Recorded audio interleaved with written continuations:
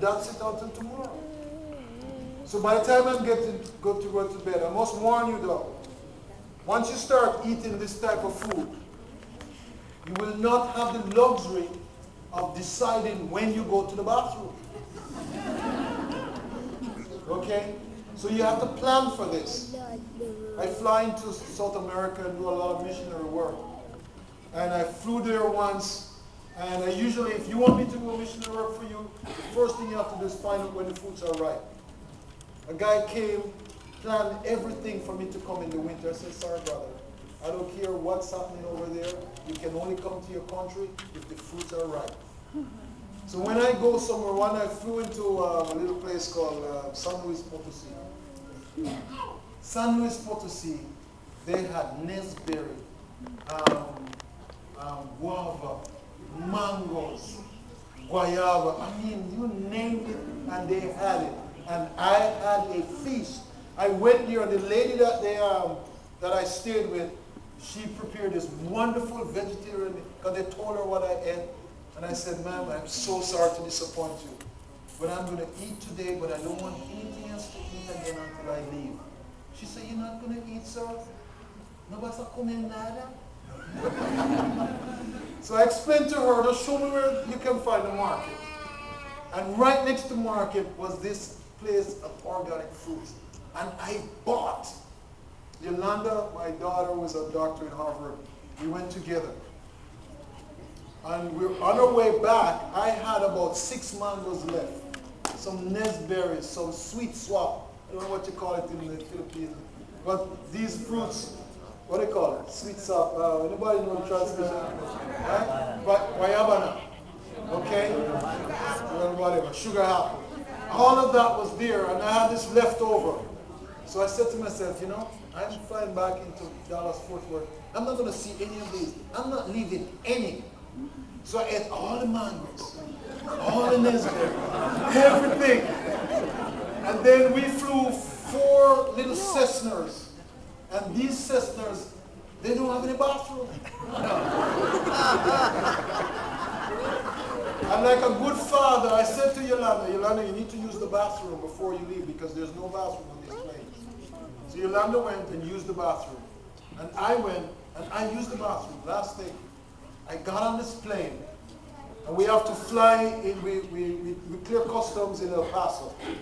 So I flew in, and about 30 minutes, an hour into the flight, 2-hour flight.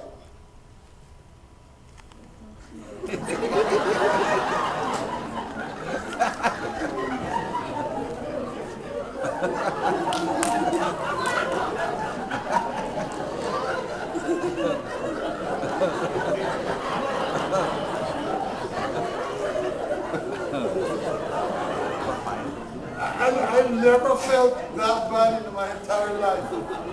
The plane touched down, and I said to guys, listen man, I'm going to have to run out from as soon as the plane. They said, no, Dr. Price, you have to wait until the plane taxi and stop and the guards come out before you can go in. I said, man, I was too embarrassed to tell them why. But I said, no, I have to come out of the plane as soon as it touched down. And the plane came down and started taxiing. And my eyes were going around. And as soon as the plane touched down, I jumped, I opened the door. It was still running. But when I was a kid, I used to chase trucks and jump on these trucks. So I know how to bail off things running. So I hold on this thing and running beside it and lock the door and run out to the side, running towards the aduana. We say that in English again, customs. So on my way running towards it, sure enough, the guns went up. And thank God I can speak Spanish. I said, el baño, señor, el baño.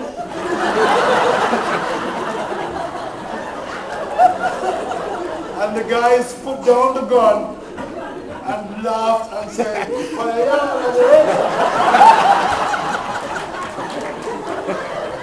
over there to the right. And I went in there and I stood up like this for about 2 hours. I'm giving you this joke to remind you that when you drink all this water, you must make plans for bathroom break. It's not the way you've lived previously, where you can take these chances and drink 3 glasses of water and don't think of where you're going to pass the urine. It is very important. The same thing with number 2. Some of you are used to doing number 2 3 times a week. I am telling you, I'm warning you, that once you start eating like this, the way God wants you to do it, it will be number 2 twice a day. I am telling you from personal experience. Okay? When you feel like doing number 2, don't say, I'll wait until I get home. Don't do it. Or you're going to have a car to clean up. Okay, I'm warning you. You see, friends, God made this fiber to constantly clean the body. Constant, not this situation that you have this toxin building up in your body for days. That's not the way God wants you to eat. So this is very important. Okay, I want to teach you this example here. Now, it is very important that you drink the water because, believe it or not, the thirst sensation is very weak. And when your body is screaming for water, what the body really hears is hunger. So you go home actually dehydrated. And what you reach for is German chocolate cake. You follow? So it's very important that you don't wait until you're thirsty, or you're going to have this unbelievable urge that even if your mother stands between you and that ice cream, you will move her. You understand? So this is why the water is so important. Whole grains, okay? So I want you to, this quickly, half of your plate or more should be raw food. 50% or more every day should be raw food. Your main entree should be legumes, okay, and your tubers. So half of your plate, multicolored vessels, okay? Beans, nuts, tubers like sweet potato. Get rid of the white potato, okay? Yams are very good. And of course, we have this, remember this? I want you to say, I hate white flour. I hate white bread. I hate white rice. No, let me go back over the white rice again. I hate white rice.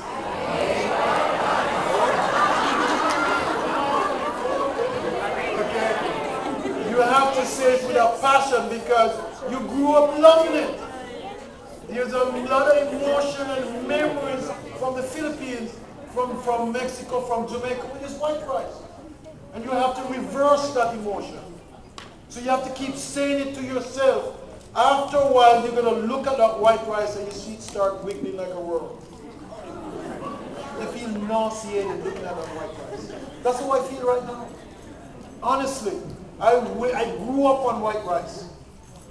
And when I look at the white rice, I know what it's going to do to my nervous system, to my pancreas.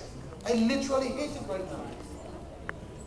I have a disgust when I see white rice.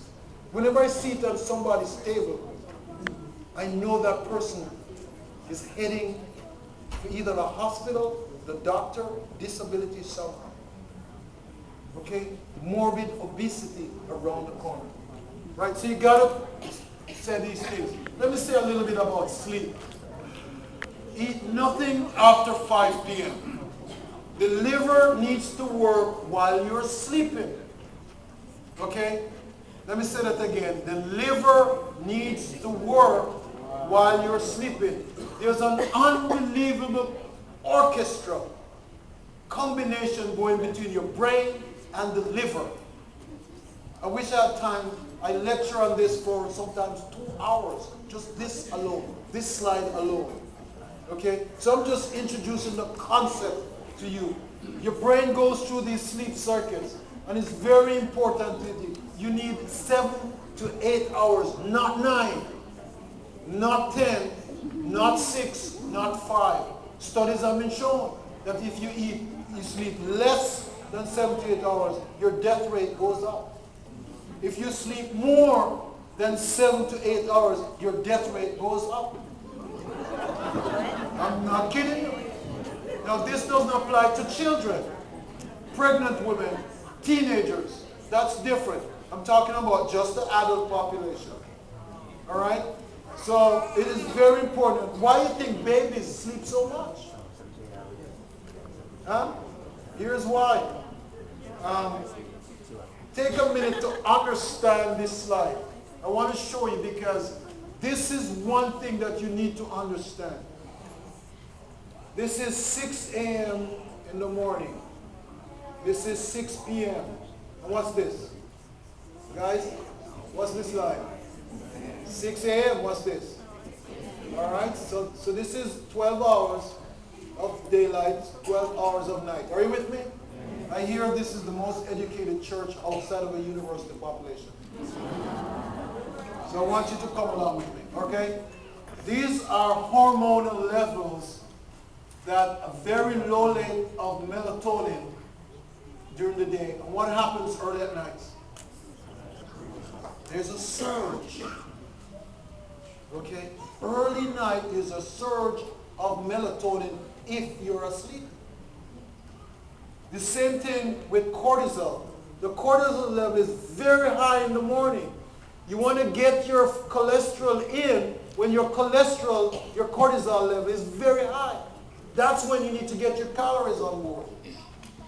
Not at nights when the cortisol level is at the lowest, and this is where most of us eat most of our calories. When the body's burning capacity is at its lowest.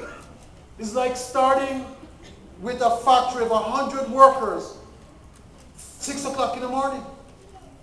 At 6 o'clock in the evening, we only have 5 workers. And so you bring in the truckload of all the raw material into this factory at 5 o'clock in the evening, at 6 o'clock. And what happens? These 5 workers trying to work what 100 workers should do. What's going to happen? They don't turn this thing into energy. So it turns the whole thing into fat. And the liver dumps it the closest place it can find, which is here. So this central obesity or this belly fat is because of getting most of your calories right here instead of here in the morning. Now you understand the physiology. And the worst part about it is that the Seventh-day Adventists knew this before they worked out this. And then G. White says, 2 meals. 2 meals a day, skip supper. 150 years ago, if you're not a child or a construction worker or an athlete, that requires about 7,000 calories a day. If you're not in that category, you shouldn't be eating more than 2 meals a day. But we pour on these calories late at night because of our culture. But the most important of all of this, look at this, growth hormones. There's a little bit of a surge during the day, but somewhere around 10 p.m., there is a mega surge of growth hormone. If they were to invent growth hormone today, they would not call it growth hormone. Because it only works as growth hormone for the first 18 years of your life. The rest of the time, it works as a repair hormone. It's repairing your cells, right? So they would have called it the repair or rejuvenating hormone instead. So you want to get this. So if you're asleep at 10 p.m., you have this massive surge. This is why children, babies, sleep so much. Because the growth hormone, they need it. The cells are rapidly growing.